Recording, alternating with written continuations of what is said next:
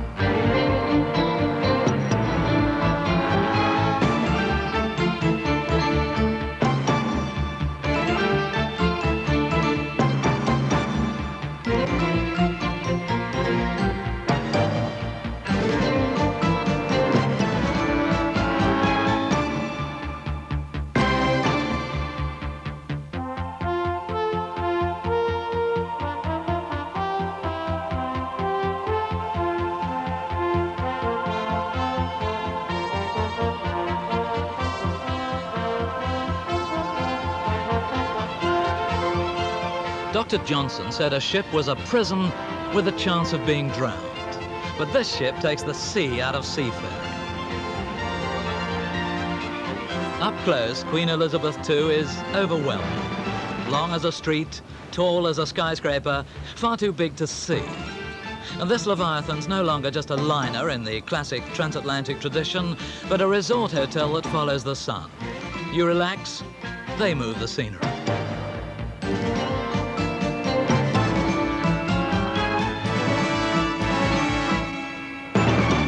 And should any resident of this floating city ever smell the ocean, they come in and fix the air conditioning.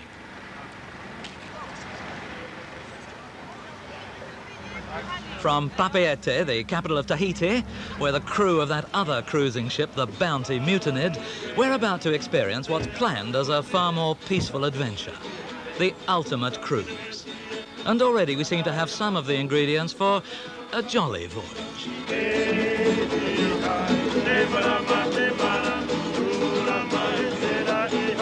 Once aboard, one of the many attractions of a holiday with a new horizon every day is that it doesn't much matter where the ship goes.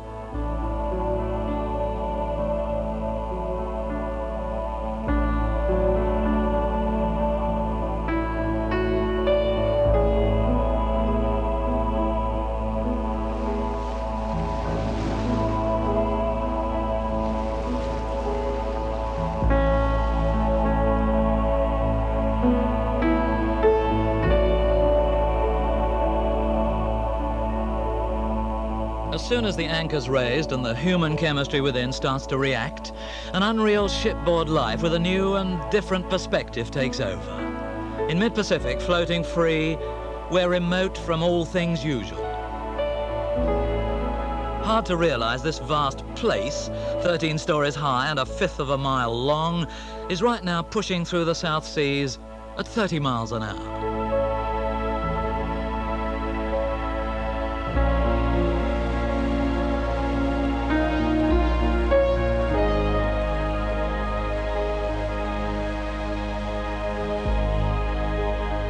Underway, the QE2 is no longer just the largest liner the world's ever likely to see, but a sort of spaceship of the 60s without actually being supersonic. We're not sailing away, we're gliding into orbit. In our Star Trek, the whole future world, strange yet familiar, and just the way we've seen it on the screen. At the controls, Big Brother, quietly masterful. The distant hum of mysterious machinery. Those confident voices dispensing authority from the ceiling down long and curious corridors. At the present time, the clean-cut crew. At any moment, Mr. Spock will be beamed up.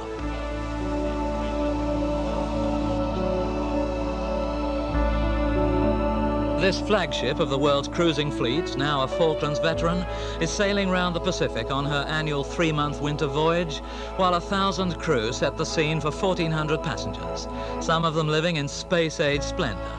Seafaring's come quite a long way since the hammock. But all passengers, even those in the most humble £100-a-day staterooms on lower decks, are invited to the major event of the ship's social calendar. For much of a cruiser's day is spent changing clothes and dressing up or down, and this is very up. the captain's party. Like the first day at school, we've been separated from all that's familiar and dumped among hundreds of strangers from a dozen lands. The master, who's receiving us, I almost said headmaster, the captain is always a jolly, avuncular man, straight out of central casting. Miss Ray? Mr. Cunningham? Captain Robert Arnott is a holiday version of Jack Hawkins and those other gold-braided masters with whom we've served upon the cruel sea. Though these days, he needs to be a jovial glad-hander as familiar with the stick mic as the ship's compass. He conducts the church service on Sundays, but as his ship sails under British law, he can't actually marry anyone. An escape clause for which some masculine heartstoppers may have cause to be thankful. For in this captive congregation, available men are far outnumbered by a watchful and bejewelled regiment, and every cruiser has a different approach. It's wonderful. Is it? It's wonderful. No, it's dull, it's boring, and the champagne's warm. Oh, no, it's not dull. I love to see all these people dressed up. Well, you two have got to get your act together, obviously. I tell the truth. I was on the Canberra at Christmas and think they it's were dull, such really? a rough Yes, hole. you No. mean tonight? No. No dancing girls. The only interesting We are man the is Dr. Bernard with the two girls. Where is he? To me, Where is he? that is fun. He's the most interesting man because he's not conceited like like Dr. Bernard is. He's a very conceited man. But he's got two girls with him, and I haven't. you Are see. you not married yet? Are you not married, Alan? No, nobody's asked me. Well, I'm asking you now. I'm free. You Because I really was are on. disappointed, are you? I'm sorry to hear No, that. tonight. Oh, just tonight. Oh, I think it's marvellous. Yes, tonight is a little dull. Well, I don't know, you're surrounded by good-looking Oh, it's men. lovely. What do you All, want? all these ladies all dressed up in these beautiful clothes. No, not to me. It's not dull. No. It needs something. I don't know what it is. It needs a bit You of... don't think it's a love boat? That's what you're complaining about. I don't want a love boat. Thank you. Well, when we were on the Canberra at Thank you. Christmas, we had this senior radio officer on our dining table, and when I mentioned the love boat, he got up and went. He got up. When I make a reservation, I always say no officers, please. Oh. Ah, well, I don't say anything because nobody ever asked me, so... Listen, your champagne's getting hot. I You know better, it is. you better deliver that. However, as in Noah's Ark, most of the passengers arrived in pairs. And to greet them, Captain Bob adopts the royal stiff arm and limp handshake, steering the respectful along his receiving line. Indeed, dressed-up ladies have been known to curtsy, and tycoons who could buy the ship several times over anxiously await his invitations. So for some, the appeal of this unlikely environment must be the chance to experience that American birthright, life, liberty, and the happiness of pursuit. For others, I suppose, it's the shipmates you spot. Isn't that Ruby Keeler in the White Mink, Broadway star of the tap-dancing 30s? Golly gosh. And surely that's Lord and Lady Litchfield, and so it goes.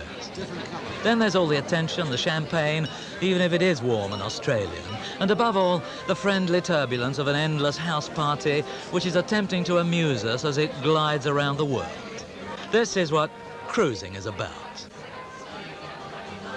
And so, of course, is this.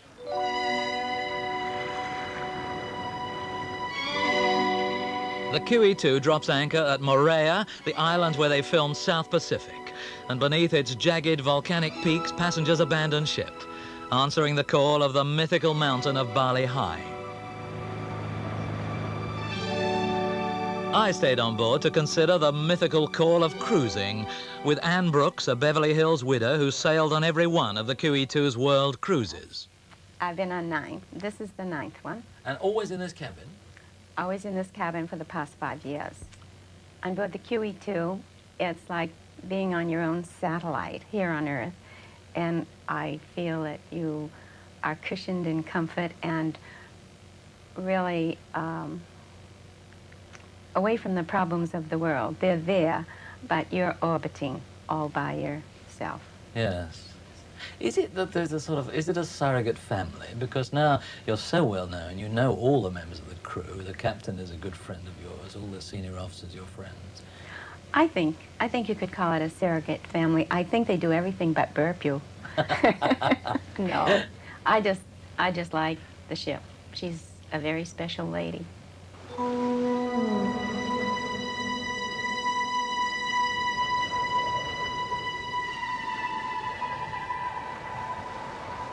stay in this position, bent knee position. Push back. That's it. Push forward and back. Why is everybody laughing? And back. While some push forward and back in a good cause, others face up to the remarkable range of shipboard activity, instruction and entertainment. For any passenger ready to have a go, every day is a challenge. Good. And you can moan and groan because it feels hard. Show your appreciation. You should go harder. Over the rod. That's it. That's it. That's good. And then come on down the spine. Walk those heads. No, don't. Cruisers, mainly American on this leg of the journey, can learn about everything from the experts. Sir Edmund Hillary tells them how to climb Mount Everest, and in a theatre seating 500, a psychiatrist considers a more pressing problem. I want to live. How long? Forever. You'll hear people say, when I'm 90, I don't care if I'm dead. That's just the way you feel until you're 89. That's why people buy Carter's Little Liver Pills. You know about the woman who'd been taking Carter's Little Liver Pills for over 20 years? And when she died, they had to beat her liver to death with a stick. 2, I want a feeling of importance, prestige, power, respect. We all want that. That's why we say, who do you think you're talking to? And that's what makes people brag and show off. One girl was comparing a sweater she bought with a friend. She said, my sweater is 100% virgin wool. Her friend said, well, what if mine's had a little experience? Now, what about the passengers, the people on board? How I do find they... them rather Dullsville, if you really want to know. Yes, yes. How do they compare with all the other cruises you've done? I think they're not as interesting. I think they're not as much fun. They're not as communicative, let's say, as people in the past have been. What about age? I think the age level has lowered somehow. Really? Really? From what I see, or maybe it's because I've aged. Don't put that in the thing. The policemen look young, don't they? It's maddening. Yeah. I mean, no, but it's true. I think there are more younger people in proportion. Really? I wonder what the median age is. Oh, I thought it was pretty high, but there you Well, go. it is, It's all but I relative, would think isn't it would be about 70 or in low 70s. But the fact remains, there is still a lot of young-looking people You must have been around. on some extraordinary cruises. I don't think it's young, but it could be worse. Those who can spare from their lives and their bank accounts anything up to 96 days and £140,000 for this one holiday must be successful, and so probably of a certain age. Of course, you can book only one leg of this 3-month cruise. You can share an inside cabin on a lower deck, but it's still hard to achieve such a life on the ocean wave for less than £100 a day. So why does a cruiser cruise? Because I'm a lazy bastard, you know. I don't want to travel. I don't want to be bothered with airplanes, with waiting, with being in the line. I don't like that. And this is a perfect solution. You don't see the world because you don't see the world. Forget it. But being like in a movie, you see the world pass in front of you without packing, without moving, without doing anything. You're just happy in the ship, being taken care of, pampered, and I enjoy it. I have a good time every place I go. What do you do all day? I don't see you about I don't know why I do anything, but I have no time to do anything else. I bought 5 books. I read 1 page of one book. I bought my address book to copy. I'm as far as the letter A, halfway. I haven't finished letter A yet. And I've been here already, what, 40 days, 45 days. And you've got another 30 days. Or 27, something like that. Oh, with any luck. And And if the I've weather stays bad, you might get to B. I don't know what I'm going to do, but I like it.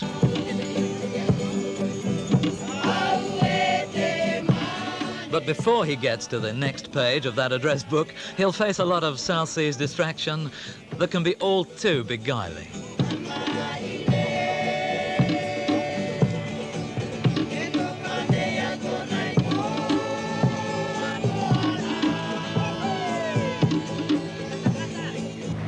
The QE2 is so fast that even on this voyage round the Pacific, which covers a third of the globe, there's rarely more than a day or two between ports.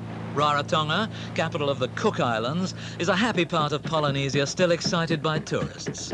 For only a few cruise ships arrive here, each bringing its huddled masses yearning for a good lay. Properly arranged, of course.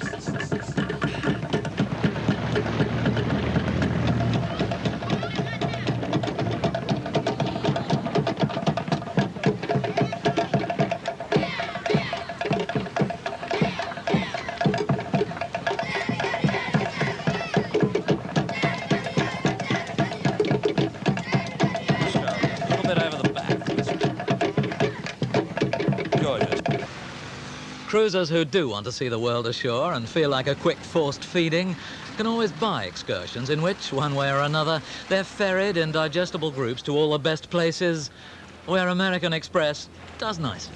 D, are you? Good morning, good morning. Door D, please. Door D. Group D, please. Group D. D, anybody D? Somebody left chewing gum on. Oh, dear. Good morning, good morning, good morning. Group D upstairs, please. Group D upstairs.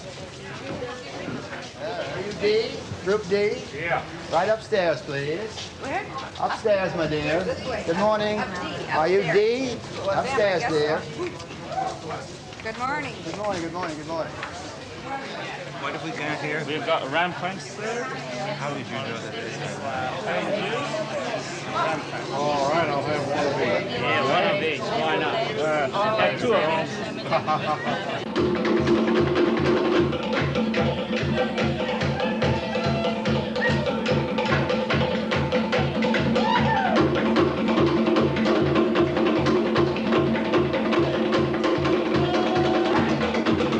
The dancing's indoors in this heat, so cruisers turn their backs upon the South Pacific and those romantic silver beaches that first beckoned to them in the Cunard sales brochure.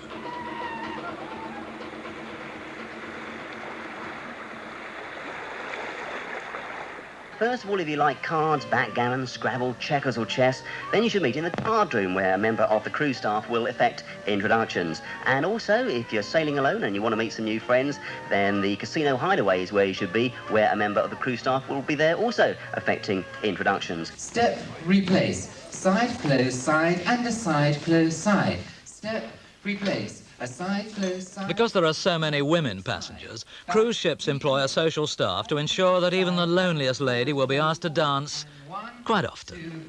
2, 3, 4. Back, replace. A side, close, side, and a forward, close, forward. Back, replace. Side, close, side. Forward, close, forward. Cunard bluecoats get a daily allowance of $10 added to their pay and 60% off their drinks bill.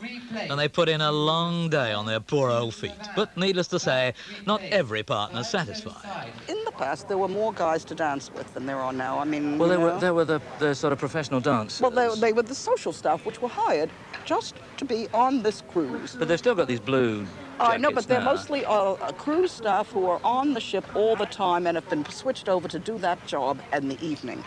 To dance? To dance. Yes. I remember the first year I was on, there was a guy who was charming, and when he was asked what his job was, it was to smile and dance eternally. And that was the job. But there's nobody here now dancing eternally. That's the problem. Oh. I don't think it's that's part of it is being run as well as it has been in the past. I really don't. And I think the men, they've got a young boys as against they had, mature men.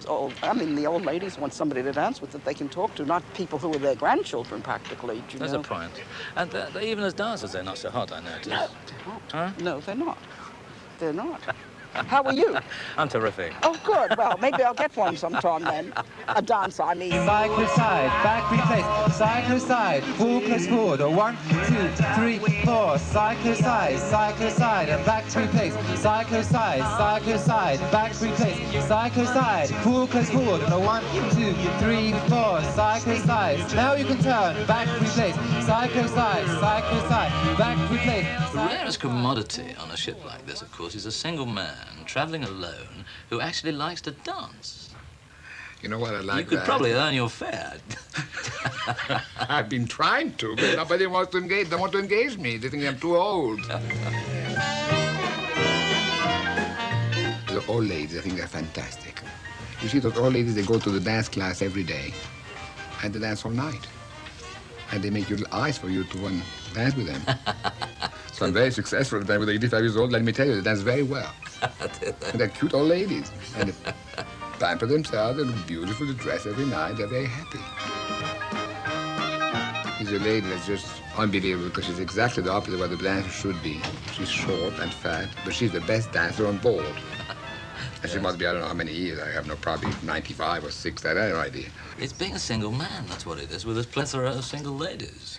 It's marvelous, marvelous. You have nothing to do with them. You do what you like to do. You dance, you play around, you do joke. And you don't have to take them home. You don't have to take a cab and wait a limousine to take them home because it's raining. When you're through with them, you're through with them. Good night, and you go. Now your husband has died, regrettably. Yes. You're travelling alone. I am. As a widow for the first Right, time. right. How does a lonely lady manage? Well, you know, the entertainment is wonderful. If you care to just get your little program and look, you'll find the entertainment. You can be busy all day. Enjoy myself every minute. See, as a single lady, there's quite a lot of competition on board, isn't there? Oh, yes. You tend to outnumber the single men. But don't forget, I've been with people really all my working life, and I know how to enjoy myself with people. I dance a lot, enjoy Jewel Loss. My goodness, you can't get better. And there's 12 hosts there, all just ready and willing to dance with you. And it's good night, and that's it. While bluecoats dance attendance, the whitecoats are also on parade. The ship's senior officers dutifully preside over their tables, steering the conversation, living up to their image.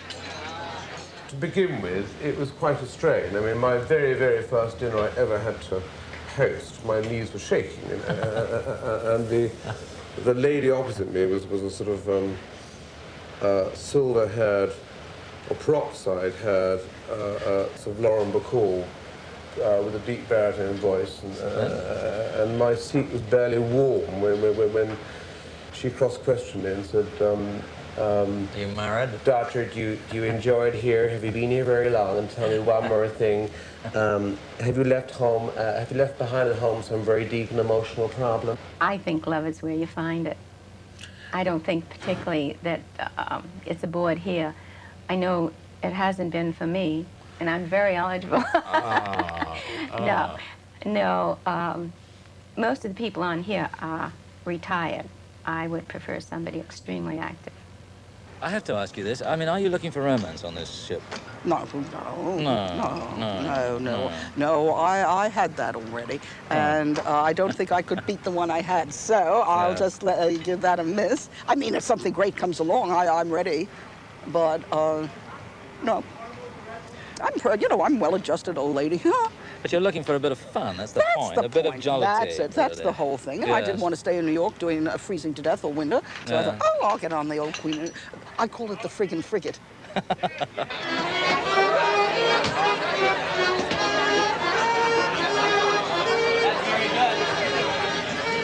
Separated from all the familiar artifacts of their identity, like homes and friends and jobs, cruisers thrown into this international mishmash sometimes find it hard to identify the financial and social status of the people from the next cabin, the next table.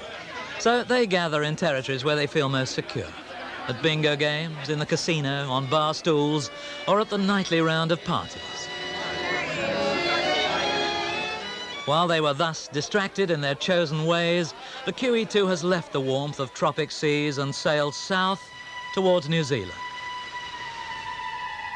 90 feet above the waterline, up on the bridge, the Morning Watch has spied a welcoming yacht in a most unwelcome position, dead ahead, and clearly convinced that even a tiny sail takes precedence over an enormous head of steam.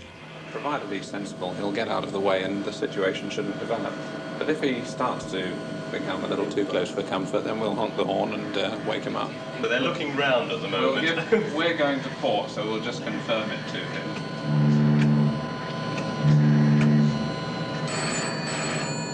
He's replied already.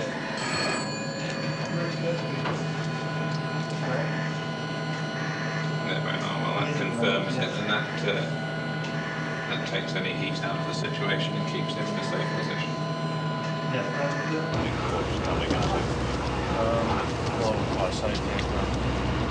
The Auckland pilot comes on board.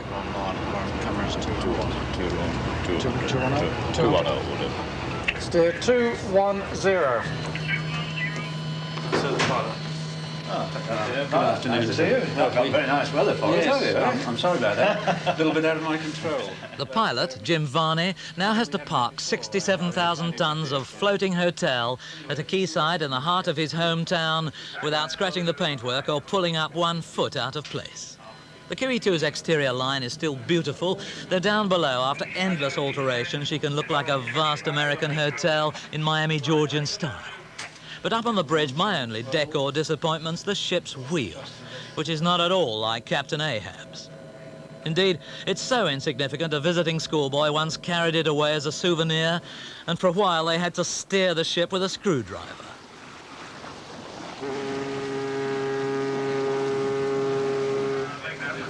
But today all is in place and familiar and reassuring. Yes, that's fine. Okay, that's fine. All yours. Thank you, sir. Well, engines moving to stern. Thank you.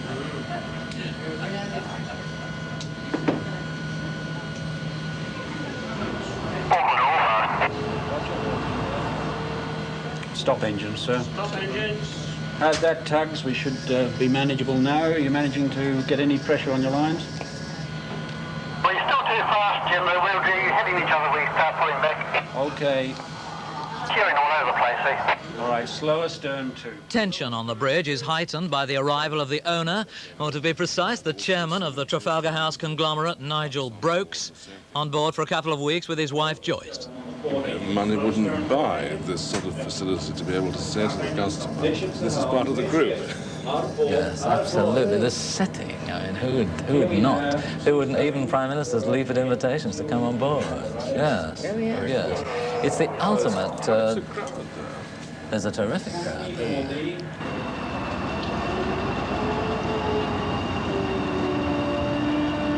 Yes, even though it's just after dawn, cold and wet and miserable, Aucklanders turn out to welcome the QE2 on her arrival downtown in New Zealand's biggest city. Dead slowest ahead port engine, please. Dead slow ahead port. Stop starboard. Stop after two tugs. Stop after two tugs. Yeah, let it come ahead at the same time.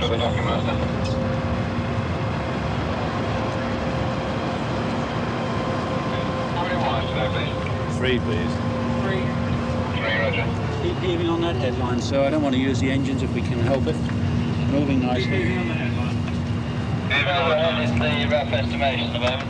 We think 10 feet. Have we all stopped everything? Yes, all stopped. I had to scrape your paintwork after all this. Oh, no, only just touched. Looking good, Jim, looking good. Right, she's coming right up to the flag, Mike, so stop, Tier Wiener. Right, in position, sir. In position, good. On off, gangway in position. Stop all tugs, that's excellent. Athol, I think she is, she's all you should just keep there. Thank you. Anyway, thank you very much. Very good job. Thank you very much.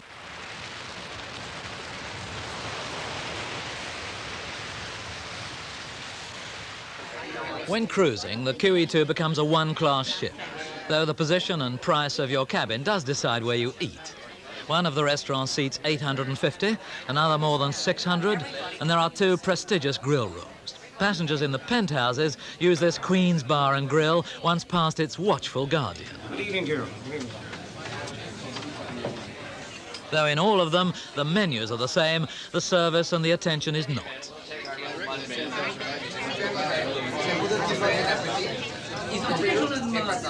Among the displays tonight, some emeralds too enormous not to be real. They're noticeable enough to send even passengers who've seen it all into something of a tizzy.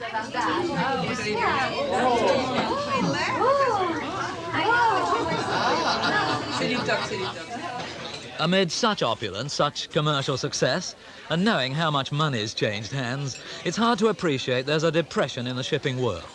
That in the last 8 years, the British merchant fleet's almost halved. Yet tonight, 82 of these international liners are cruising somewhere in the world and filling their 60,000 berths. To cater for those who want to cruise, 5 new liners will be launched within the next couple of years. Aboard this buoyant Waldorf Astoria, 1,000 purposeful men and women pamper 1,400 international guests. Yet life can seem as isolated and far from everyday reality as Mr. Spock and those other ships that flow through space. However, passengers can be quite down to earth. Consider the business that put Pat and Lil Ahern on board. Rubbish disposal. Uh-huh. Yes. So there's a bit of cash in rubbish, is there? Well, there's not a lot of sausage and mash because most of it is all checks today. It is. Checks. Oh, for those bounce at times. Do they? Still, there's enough for a few world cruises, it seems. Well, I think what it is, the world cruising didn't. You see, I didn't go cruise. You know, I had no holidays before. You say 1978. I used to send my wife away, and of course my children. I just managed to get my children to say, "Well, you go away with Mum, and I'll look after the business," and that satisfied my wife for about 25 years. That was all right. Yeah. Then one day she decided that. She said to me, "You know, you've never been away with me, Pat. It's about time you come away with me, or else." You laid the law down, Or did you? else, yes. So from that day on, I started cruising. Yes. But you're an active sort of man. How do you? This is the most relaxing type of holiday. How do you feel about 96 days with nothing to do? Well, it's hard. It's very hard. I've just started now. I said to my wife the other day, "Look, love, I'm getting homesick a little bit. Yeah. Read a book, Pat." Well, I've never read a book since I left school. Never had a chance to read a book. And I thought to myself, well, I'll go to the library and get a book. And I said to the lady, I told the truth, I said, I'd never read a book. And she said, look, try this, Mr. Ayon. It was called The Patriot. And I persevered and I read it. And I enjoyed it. And then I went to the library again and got another book with 400 pages. He's starting reading now. You've changed his life for him. Yes. Yeah, so I find that reading is helped to relax me a lot. And now, what do you do? How does your day progress here? well, the day progresses by me getting up very early, then coming back. What time? Oh, as I say, about 6. The way the captain messes about with the clock, you know, if it's 4 or 5 or 6 or 7 or 8, do you? Yeah. But you get up. You don't really need a clock to get up when you're an active, like 4 o'clock man in the morning. You wake up automatically. If I get up at 4, I very like to go now. I go into the toilet and have a couple of cigars because Mum don't like me smoking. And then when about 6 o'clock, I go on top deck when the officers are coming off from the night duty, when they come for a fresh air and sit up there and You have a natter with them? Yes. See, there are not many people in the rubbish business who put dinner jackets on every night, let's face it. You don't do it 365 days a year, do you? Leave it out. I think 3 months is enough. You see, you've got the taste of reading. You'll be dressing, when you get back to Romford, you're going to put the black tie on when you go down to dinner every night. On a bike. Good God, no, we don't do that. Well, the point is, if you go on a 3 months cruise and you've worked hard all your life, and your children say, look, Dad and Mum, you've done your share of work, away.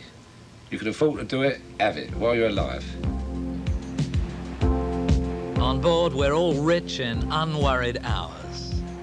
To offer new horizons to cruisers in winter and in summer service the North Atlantic ferry, the QE2 entered commercial life in 1969, a £30 million attempt to lure people back to a form of travel no longer indispensable. Since that maiden voyage, she's sloshed her 4 swimming pools round the world for more than 2 million miles. And Cunard caters carefully to cruisers because they've kept her afloat. Passengers on this ship enjoy far more attention than they used to. There's a member of the crew for every 2 of us, and most of those are concerned with our comfort. So we're thoroughly spoiled.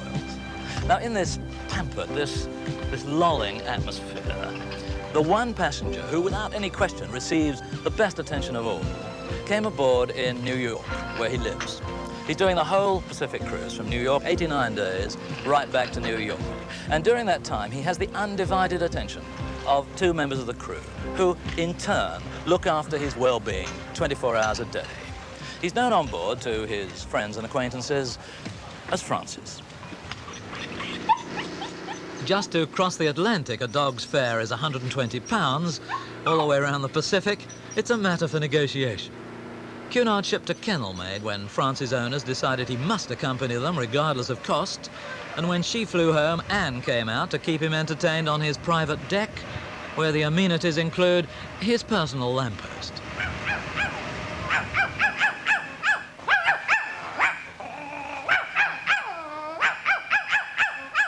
At sea and siesta time, eager amateur entertainers emerge.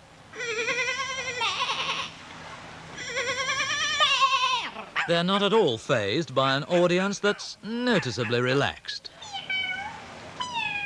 Maar in het Therese Kookabarra, You all know what a kookaburra is in Australia. It's one of our laughing birds. And he watches the scene and he goes, wow, wow, wow, wow.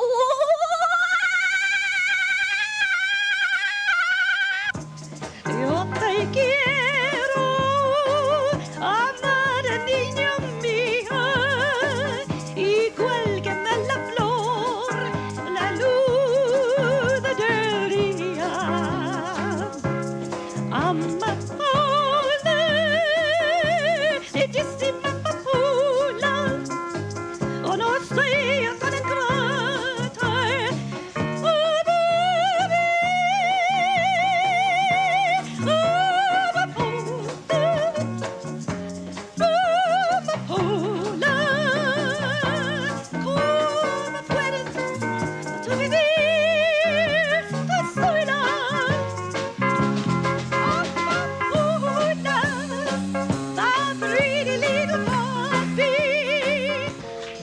Nights in white satin, never reaching the end. Letters I've written, never meaning to send. Beaches I've always seen, never reaching the end. For those out of tune with amateurs, the ship offers nightly professionalism. Midnight, not a sound on the pavement. As the moon lost her memory, she is smiling alone. In the lamplight, the withered leaves collect at my feet, and the wind begins to mourn. Memory, all alone in the moonlight, I can smile at the old days. Life was beautiful then. I remember the time I knew what happiness was. Let the memory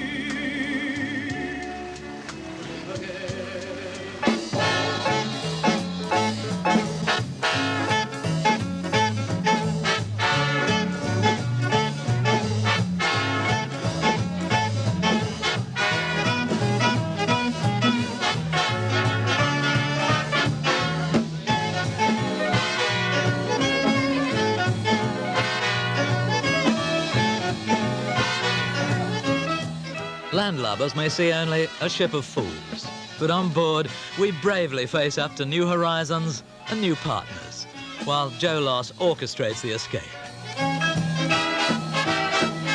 But some shamefaced passengers are tempted into far more sinful behaviour. Is that for two? Is that all we get for two? One each. What have we got? You've got the volcano there at the moment, flaming. And it's ice cream inside? Ice cream with meringue layered, and a little eggshell on the top to hold the alcohol. 4 restaurants challenge cruisers to let their gastronomic imaginations rip and order anything they like. For the less imaginative, 3 long menus each day, plus a midnight buffet.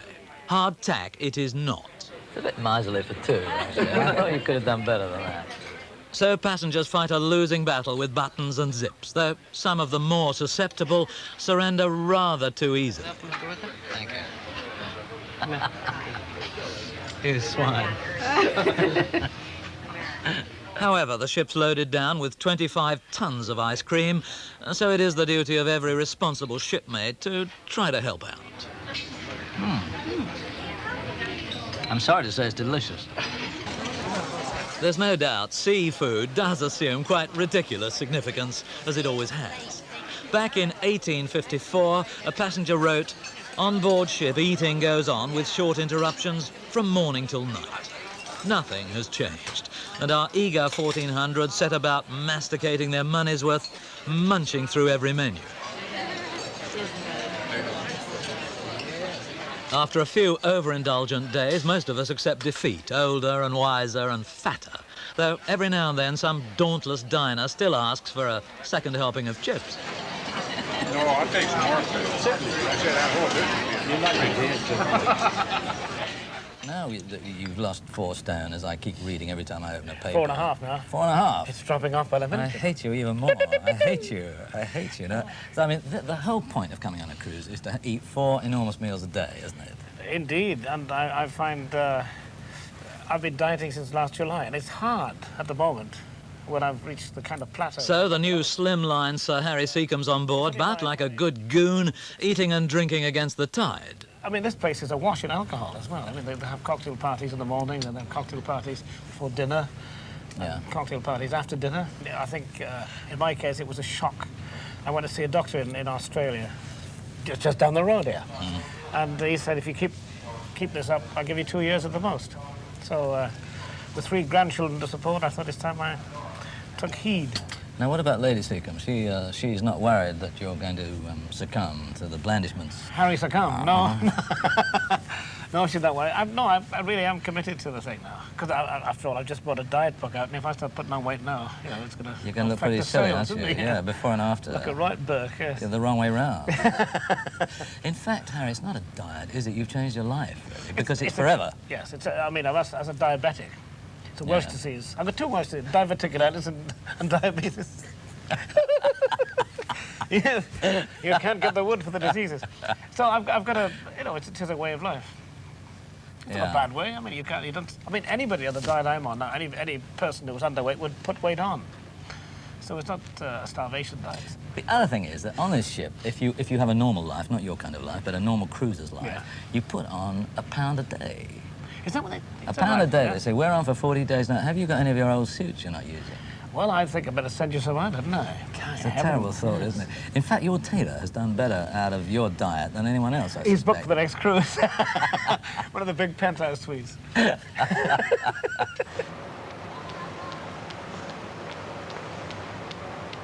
Overindulgence and remorse run in step. The popular way of saying sorry for eating too much is 5 laps round the boat deck, which is another mile of mortification under your belt. I'm going to talk to you about what to do about arthritis, both to treat it and hopefully to prevent it. Find out whether you have inflammatory arthritis or non-inflammatory arthritis. Now remember, inflammation is more destructive, causes more crippling, and when you have inflammatory arthritis, you have to be more aggressive in your treatment. Kangaroo, a koala. If you're not into hypochondria, you can learn about antique furniture or graphology or needlework or how to speak a strange language. Con mucho de mucho, tienen ansiedades, they have anxieties. Y con muchas ansiedades, with many anxieties, se pierden sus amistades, they lose their friendships. Oh, that Spanish one, oh my God, don't quote me. Take me off the screen, but oh my dear, she doesn't know how to speak Spanish. She doesn't even know how to pronounce it. And there she is teaching people Spanish. It's ridiculous, just ridiculous. I know, I think some of that is just really should be eradicated, I really do. Bah. Cabra, a goat, you have it, it's yours. There are some critics, aren't there, who say at a time of unemployment, with 3 million out of work and depression everywhere, that it's wrong to be in a little oasis like this, floating around the world in total luxury, an example of conspicuous extravagance. I'm on the QE2 now. Luxury, I suppose, but I know what it's like to sleep in a sailor's home. I know what it's like to, you know, for your overalls to get up and go to work before you because they were that bug-ridden, you know, all this business. Those were the good old days. But I think I've earned my holidays. And what I've got, I mean, is my own. Nobody's given it to me. I've never been unemployed since I recovered from the accident. I've never been in the union. Because if anybody wants to go on a luxury cruise like this, first thing they've got to do is to drop out of the union and start working for a living. This is my... Because I don't think sitting there and waiting for them, you know, to do something to help you, it's no good. If you want anything in this world, you've got to go out and get it without hurting. But you don't have to hurt people to do it. I mean, friends of mine who have a lot more wealth than I have. I mean, but they've trodden on too many people to get what they've got. I'm fortunate enough that I've still got friends. You know, a lot of people get to the top and they've no friends. We have. I know that, but the amount of ruddy postcards that we're sending off, it's costing a fortune. As this vast and profitable emporium cuts through the South Pacific at 25 knots, its customers may be floating, but they're not at sea. They know their way around, and having paid their considerable fares, need only put their hands into their pockets for drinks, shore excursions, and shopping. 99 cents US. 99. Yeah, 99.59. 24 to 60. They're encouraged to spend, but cruisers are also advised how to accumulate. And so if you put in $10,000, you can get a $10,000 write-off against your income, and that's a tax savings of $5,000. I hastened to add that I generally buy all three. I buy real estate every year, and I buy some oil and gas every year, and I also buy cattle. But it turns out that the cattle program, if you buy into that in the beginning of the year, you can get as much as a 250% write-off. I suppose not everyone would think of buying cattle to save tax. So, should a Wall Street financial wizard start a useful train of thought, which could even help pay the fare, the matter can be pursued in the ship's library. Though some passengers, I was relieved to observe, were thinking of pleasure rather than profit and showing impeccable literary taste. For the more active, there's another traditional shipboard pursuit demanding a fearful intensity. Yep. That shows little progress. You're on this cruise for 10 weeks. Yes. And you're doing this 5 hours a day. Yeah. You think you're getting the most out of the cruise? Well, yeah, I spend a lot of time up on the deck, sure. Yeah? But, of course, I spend a lot of time here, but you get tired riding the deck up there all the time, you know. Yes, yes. But I enjoy working on it, and other people come by, and I suppose there's 8 or 10 people who work pretty regular on it. Now, I mean, here we're going past that beautiful coast of the North Island of New Zealand, but you're really concentrating on something quite different. That's right. I saw it, and I saw a nice volcano up there this morning. And that's it? Yeah. Now back to business. Back to work. But if you're going on all these cruises, it does seem a hell of an expensive way to do a jigsaw. Couldn't you put this out in your back room at home and do it for nothing? Yes, but I have no interest in it at home because I don't have time to mess with it. With all the time in the world, the QE2 arrives at Wellington, most southerly port on her Pacific cruise, her officers back in their winter blues against the dawn chill.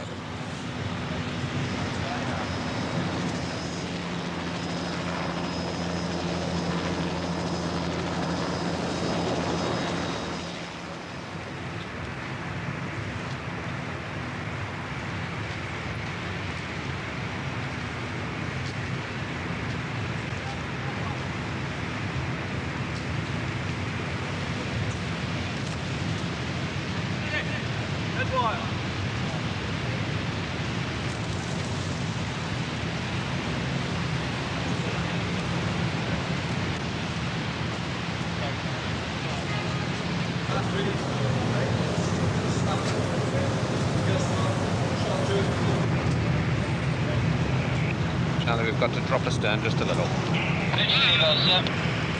Just here, that's it. Slightly ahead of position. We'll be all right as we are. Yeah, we're in very good position right now, actually. That's it, faster. Bridge folks, are we still in position that I can turn up the spring, or do we need to drop astern any? No, but you're still creeping ahead. You might not be able to hold her on the spring.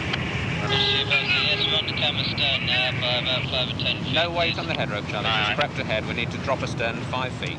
5 feet astern. As passengers prepared to tour New Zealand's capital, I asked Nigel Brokes about the future of his enormous holiday machine, which costs £140,000 every day to operate, or the price of this suite for this cruise. Could there be enough wealthy people in the world, I wondered, to keep such a ship profitable?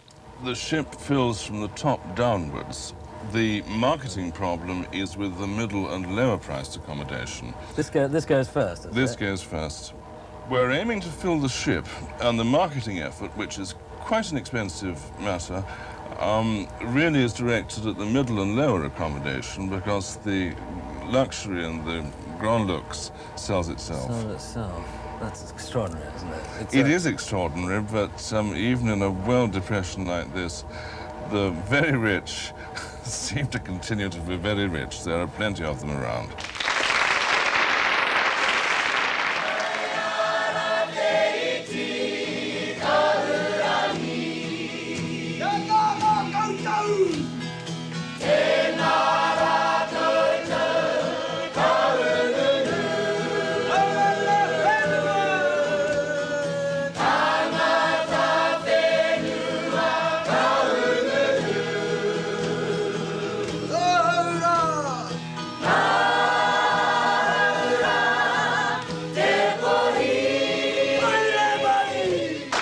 A Maori group comes aboard to entertain passengers, some of whom are reaching the end of their journey. On a ship, farewells are always sad. You get a lump in your throat leaving places you don't even like. A dockside goodbye is a time of brave smiles and wet little hankies. In the institutionalized anxiety of an airport, a jet takeoff's an outgoing adventure without time for regret. But it's always a slow and melancholy parting when a ship is about to sail.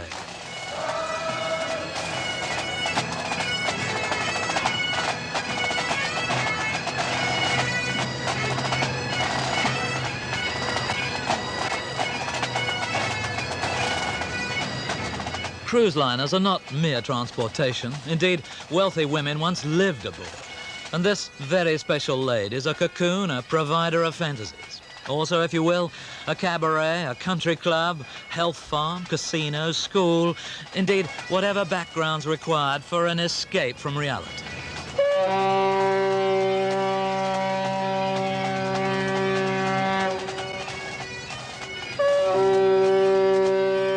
It's a lot to ask of any one place, but cruisers keep returning because, despite random shipboard absurdities, it is the last good game in town.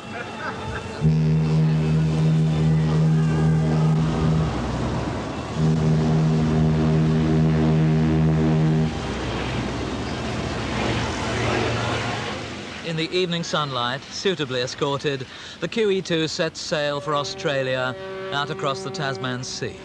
While within the stately rhythm of her unhurried days, passengers and crew begin to understand each other's eccentricities. After all, we're all in the same boat.